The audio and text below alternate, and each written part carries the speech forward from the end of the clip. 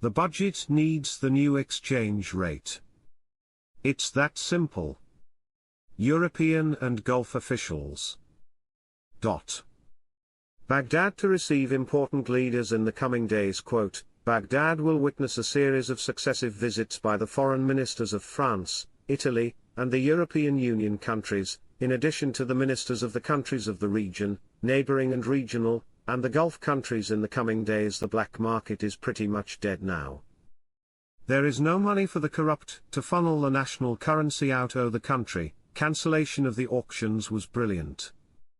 Nothing is affecting the monetary reform. Nothing is touching the IQD exchange rate. That is badass.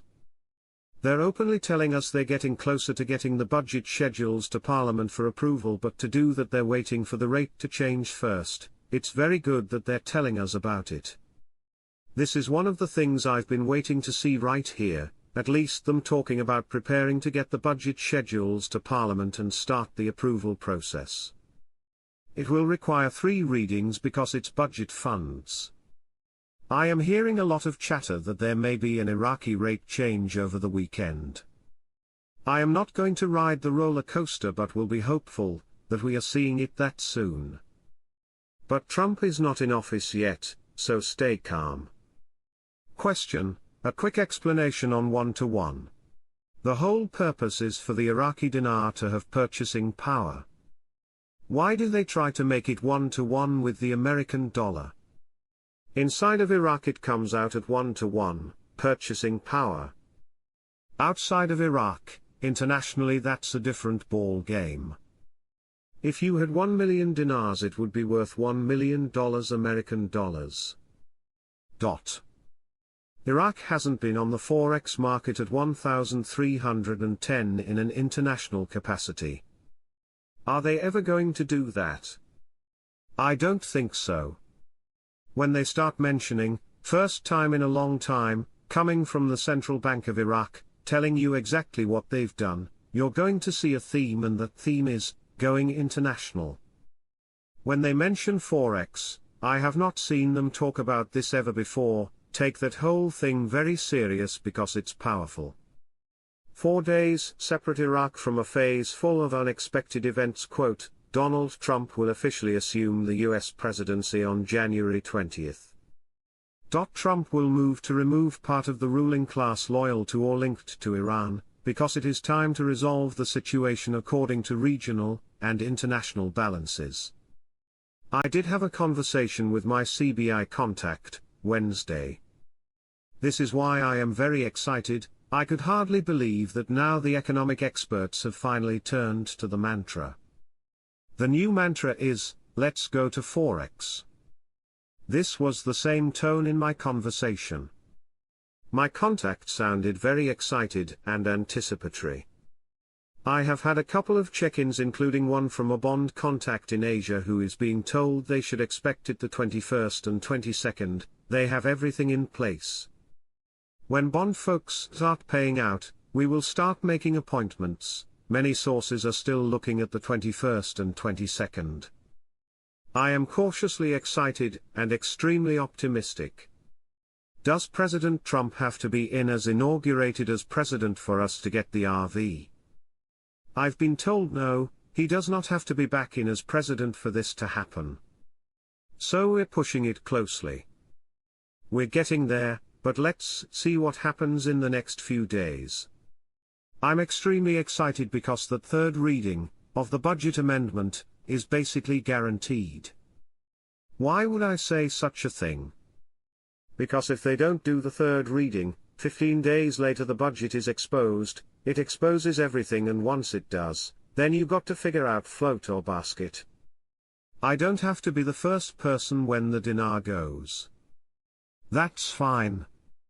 When it goes, I'm going to be a happy man. I'll be a happy family too. There's going to be a bright future. Question: it supposedly was on forex at $4.19. However, when I went back to look at it again, I couldn't find it. Did anyone else see it? Marks, most of the rates we are seeing on the IQD now is close to $4 bucks. I still believe the dong will be in the low $2 range. We won't know for certain until we are at the banks.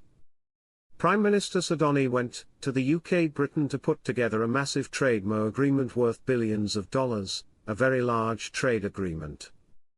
It definitely will require the rate change in order to implement that. The HCL, like the budget, those two things will expose the new exchange rate. The HCL and the budget will be the first indicator of the new exchange rate EMO. The Grand Four Port is really important to Iraq. This will allow them to be able to do a lot of trade globally.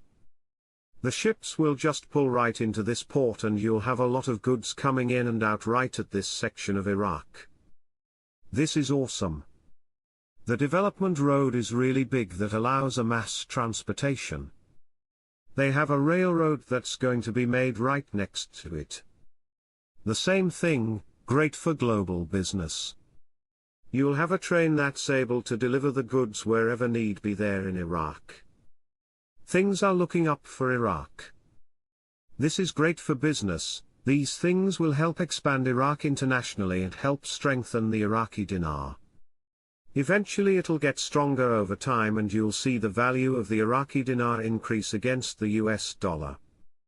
Moody's credit rating agency expected that the Middle East and North Africa countries would lead economic growth during the current year, supported by the recovery of oil production and the progress of investment projects.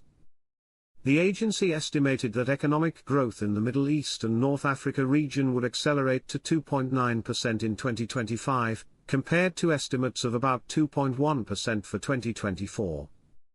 The acceleration was attributed to stronger growth among oil-exporting countries in the region, as a result of the partial decline in oil production cuts under the OPEC+ agreement, and non-oil investments as part of efforts to diversify the economy will support economic growth, according to a report reviewed by Al Arabiya Business.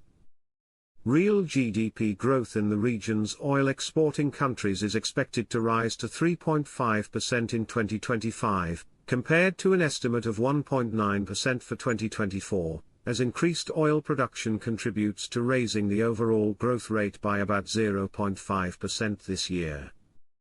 This is due to Iraq, Saudi Arabia, the UAE, Kuwait and Oman starting to abandon some of the oil production cuts implemented in 2023, and will also reflect higher production in the UAE as a result of the agreed increase in the country's core quota under OPEC+, which will be gradually implemented during 2025. During 2023 and 2024, oil production cuts reduced growth in oil-exporting countries by more than 3% during both years.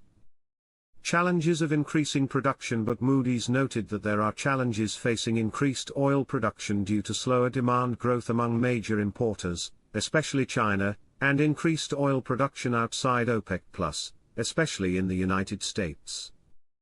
In December 2024, OPEC+ announced a 3-month postponement of its planned production increase to April 2025. Non-oil economy. The agency expected that non-oil